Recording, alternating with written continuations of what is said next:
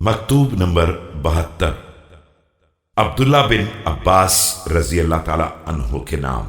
بسم اللہ الرحمن الرحیم۔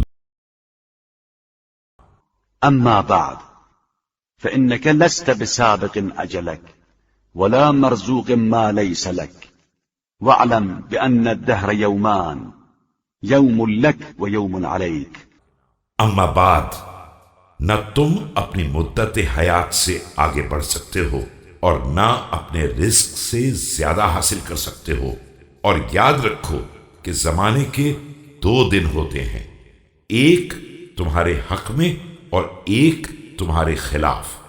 وأن الدنيا دار دول، فما كان منها لك أتاك على ضعفك، وما كان منها عليك لم تدفعه بقوتك۔